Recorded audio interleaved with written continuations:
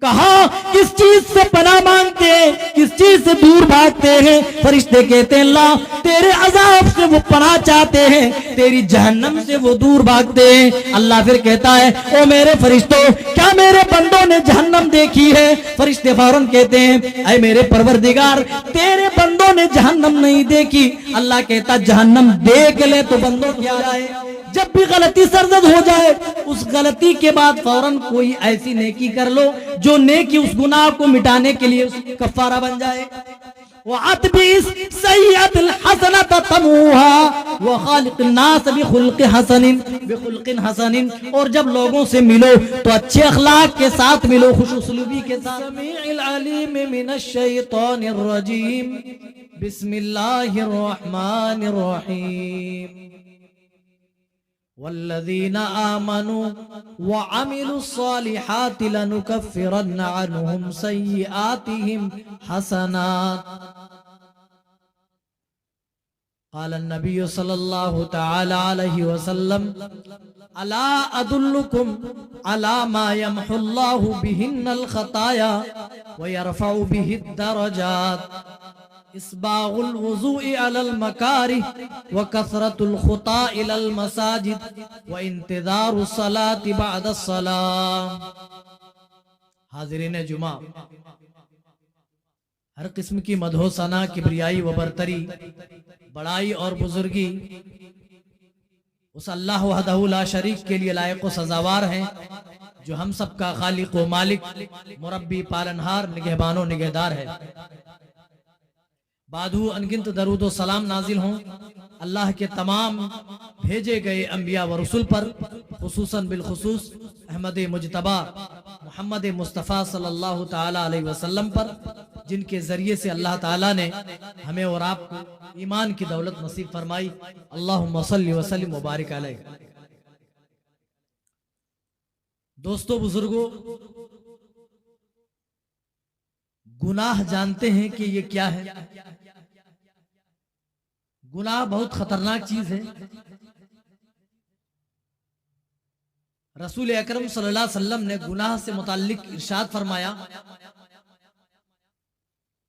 کہ بندہ جب پہلی دفعہ گناہ کرتا ہے تو اس کے دل کے اوپر ایک سیاہ دھبا لگ جاتا ہے. توبہ کر لیتا ہے تو وہ دھبا دھل دیا جاتا ہے, پھر وہ صاف ہو جاتا ہے. لیکن اگر گناہ کے بعد توبہ نہ کیا جائے, اگر اس غلطی کی معافی نہ مانگی جائے, اگر اللہ تعالیٰ کی طرف رجوع نہ کیا جائے تو ایسی صورت میں دھبے پہ دھبا بڑھتا جاتا ہے حتیٰ کہ پورا کا پورا دل سیاہ ہو جاتا ہے. رسول پاک صلی اللہ علیہ وسلم نے یہی ایک فاسق و فاجر اور ایک مومن کے گناہ کی مثال دی. ایک مومن سے جب گناہ کا کام سرزد ہوتا ہے اسے ایسا محسوس ہوتا ہے کہ وہ کسی ایسے پہاڑ کے نیچے ہے جو چشم زدن ہی اس کے اوپر گرنے والا ہے. اسی لیے جیسے ہی اس سے غلطی سرزد ہوتی ہے, خطائیں سرزد ہوتی ہیں, ان سے گناہ سرزد ہوتے ہیں, فوراً وہ اللہ کی بارگاہ کی طرف رجوع کرتے ہیں, اللہ سے روتے ہیں, اللہ کی بارگاہ میں گڑ گڑاتے ہیں اور اپنے گناہوں کی معافی وہ مانگتے ہیں. یہ مومن بندے کی مثال ہے. لیکن وہیں پر ایک فاسق اور ایک فاجر آدمی سے جب گناہ کا کام سرزد ہوتا ہے وہ تو گناہ کو اتنا معمولی سمجھتا ہے جیسے اس کی ناک کے اوپر ایک مکھی بیٹھی ہو. جتنی آسانی کے ساتھ وہ آدمی چاہے اپنی ناک میں بیٹھی مکھی کو بھگا دے. اب ناک میں اگر مکھی بیٹھ جائے تو ناک میں بیٹھی مکھی بھگانے کے لیے آپ کو بندوق تھوڑے نہ تاننی پڑے گی. آدمی ناک بھی ٹیڑھی کر دے تب بھی مکھی بھاگ لے گی. ایک فاسق و فاجر اسی طریقے سے گناہوں کے بارے میں تصور رکھتا ہے. لیکن آپ سمجھے گناہ ایک وائرس ہے, اسی لیے ضروری ہے اس وائرس کو ختم کرنے کے لیے کچھ اینٹی وائرس آپ کو بتائے جائیں. رسول اللہ صلی اللہ علیہ وسلم نے بہت سارے ایسے اعمال بتلائے, بہت سارے کام ایسے بتلائے جن کاموں کے کر لینے کی وجہ سے, جن اعمال کو انجام دینے کی وجہ سے اللہ تعالی ہمارے گناہوں کو معاف کر دیتا ہے, ہماری خطاؤں کو درگزر کر دیتا ہے. پہلا عمل, آدمی صاحب ایمان ہو جائے. ایمان لانے کے بعد اچھے اعمال کے ذریعے سے اپنے ایمان کو مزین کر لے. رسول پاک صلی اللہ علیہ وسلم فرماتے ہیں کہ ایسا شخص بھی اس کے دائرے میں ہے کہ اس کا گناہ اللہ تعالیٰ معاف کر دے گا، اللہ تعالیٰ اس کی خطاؤں کو درگزر کر دے گا.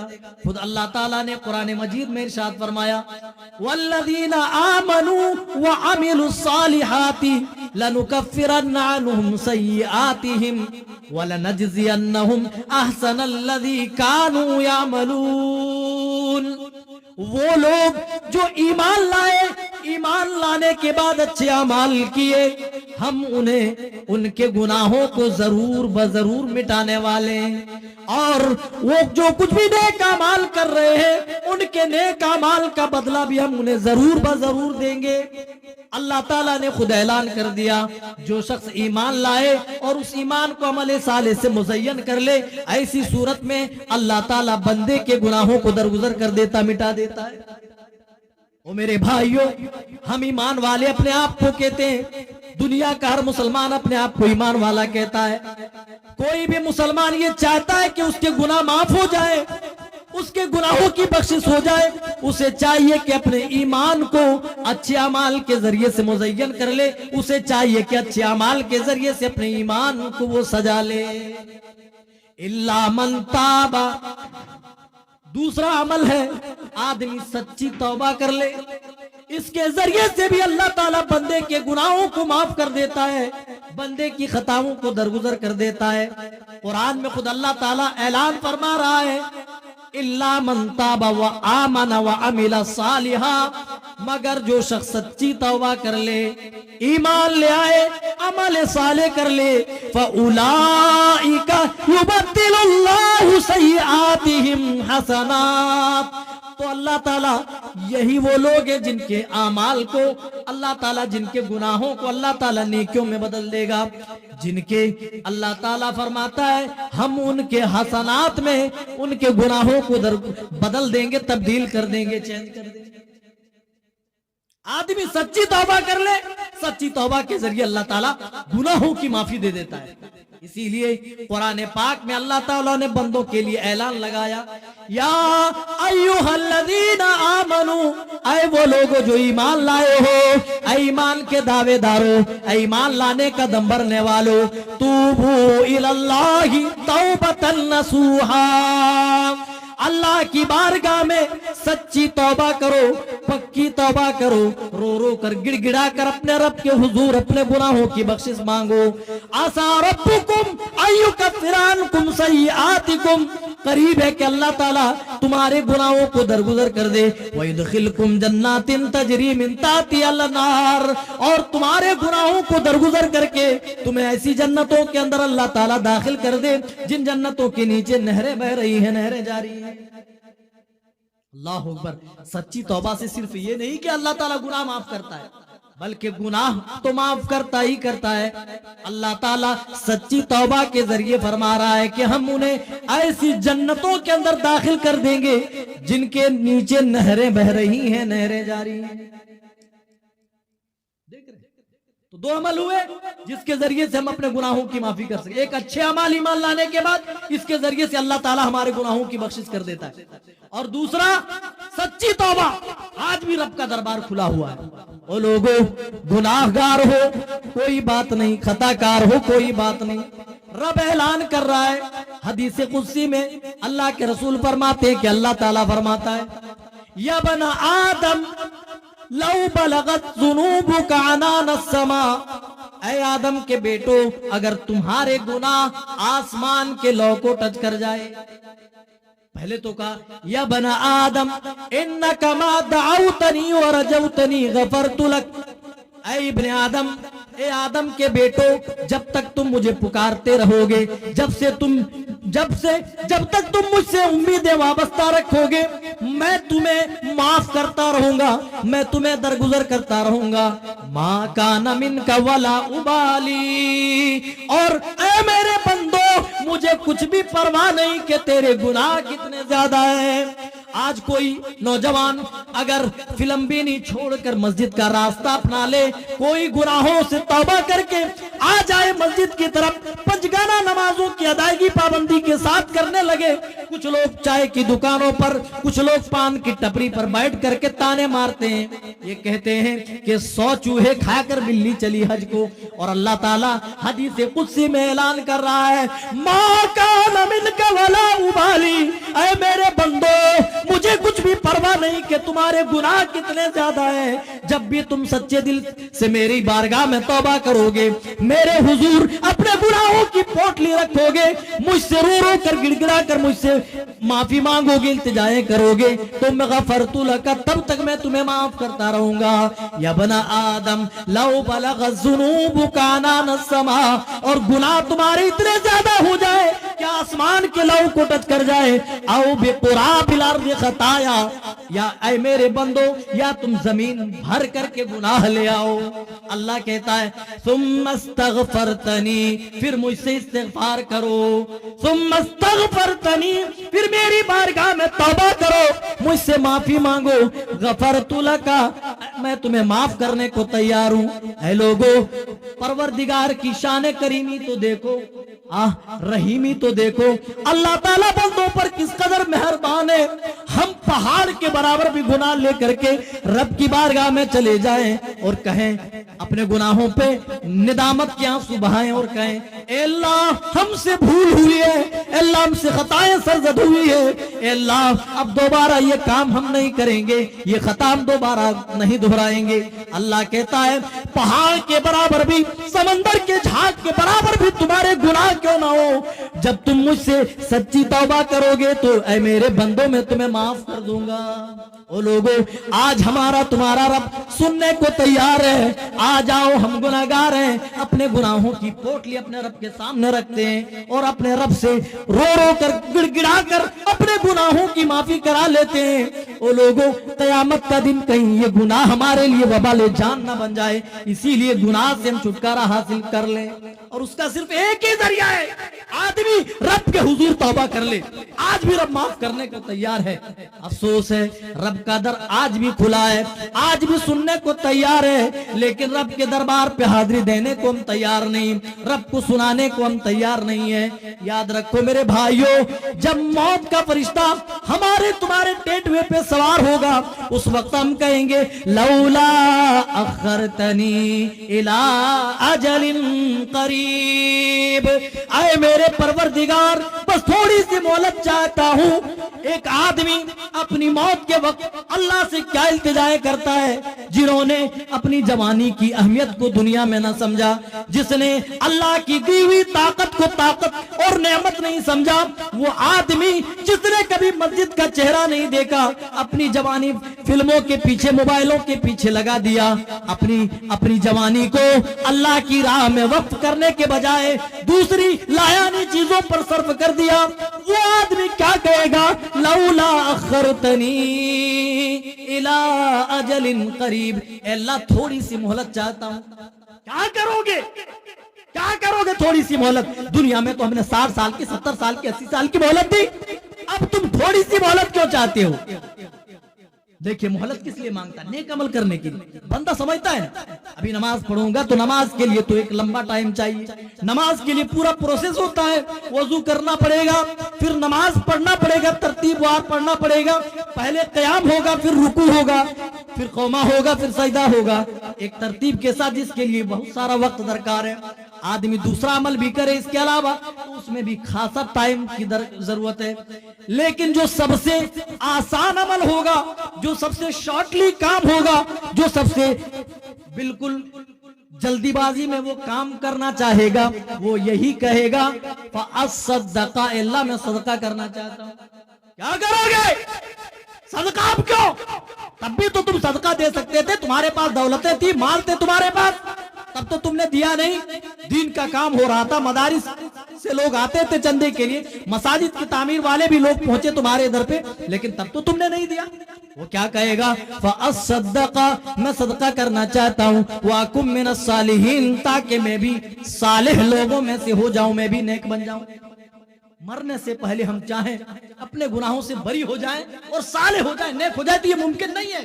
ہاں لیکن ابھی جو اللہ نے ٹائم دیا ہے، جو مہلت دی ہے، اس مہلت کو اگر غنیمت جانتے ہوئے ہم اپنے گناہوں سے توبہ کر لیں تو ضرور ہم اللہ کے حضور نیک بن سکتے ہیں، اللہ کے پاس ہم ضرور نیک بن سکتے ہیں، صالح بن سکتے ہیں.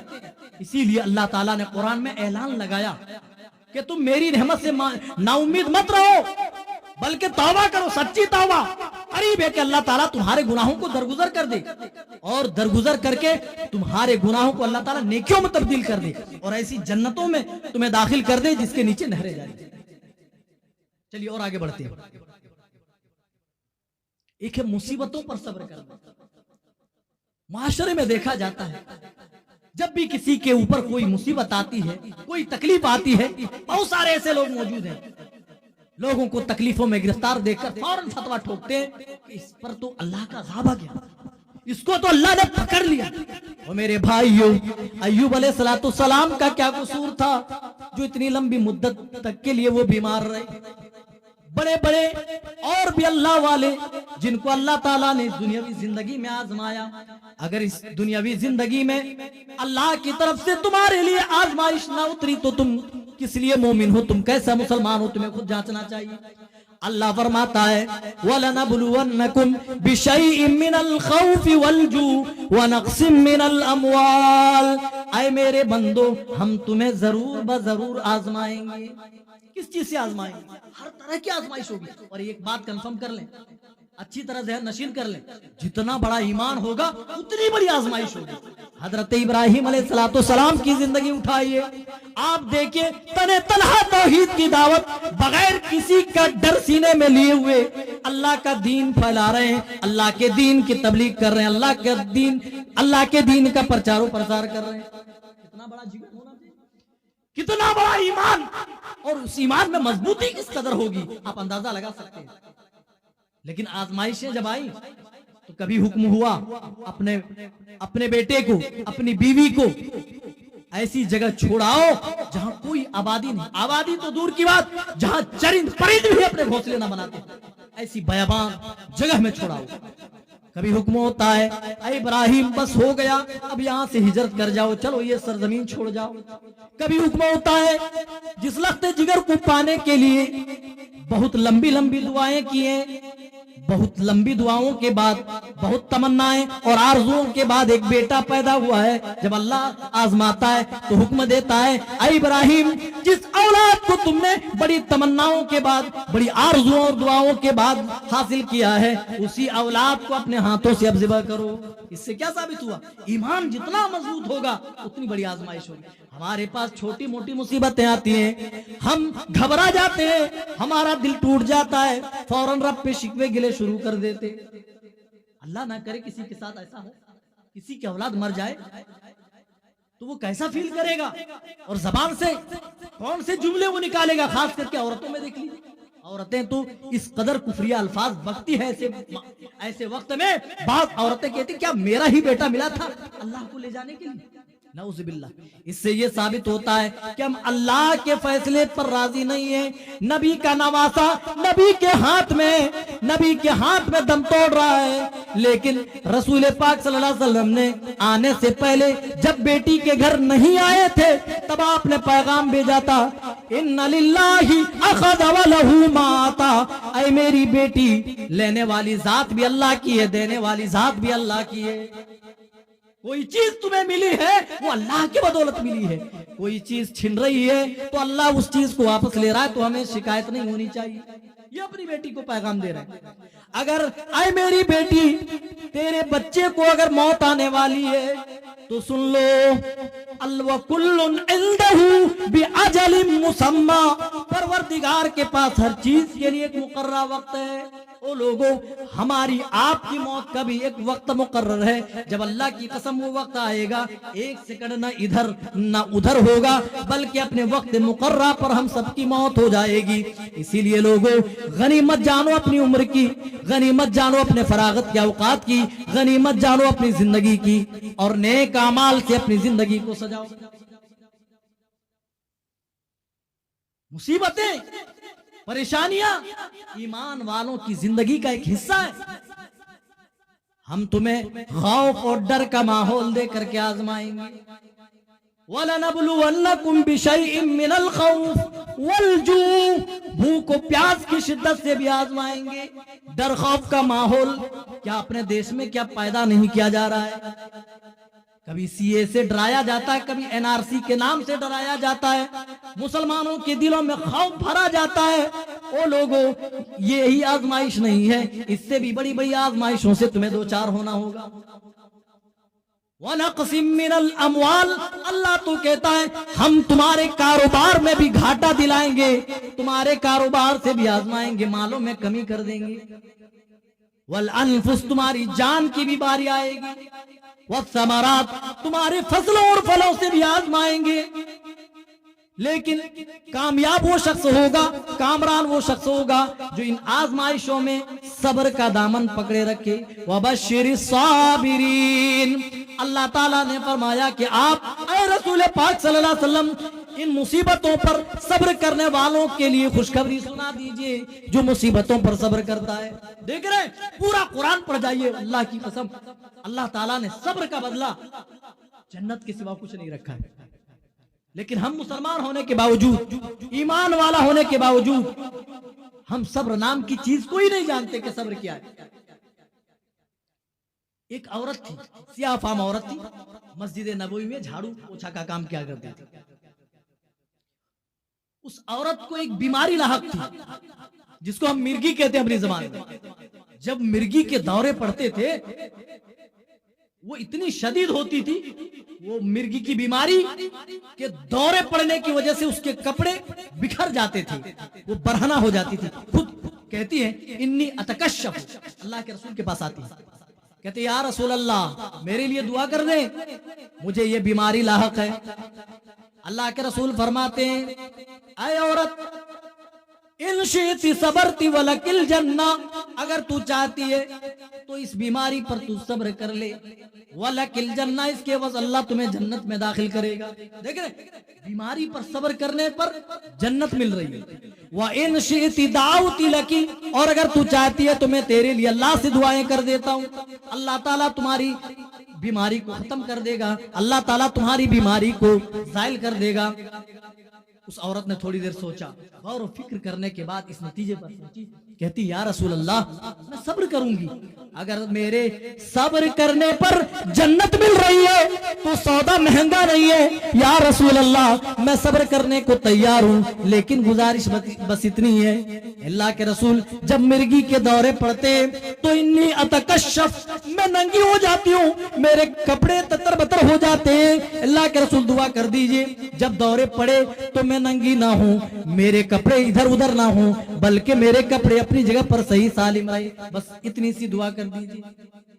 کیسی عورت تھی, سیاہ فام عورت, مسجد نبوی میں جھاڑو پوچھا کا کام کر رہی ہے, لیکن غیرت شرم و حیا اتنی کہ بیماری پر صبر اور صبر کرنے پر جنت پر تو راضی ہے, لیکن کہتی ہے اللہ کے رسول مجھے بیماری منظور ہے, لیکن لوگوں کے سامنے برہنہ ہو جاؤں, لوگوں کے سامنے میں اس طریقے سے ہو جاؤں کہ میرے جسم پر کپڑے نہ رہے, یہ گوارا نہیں.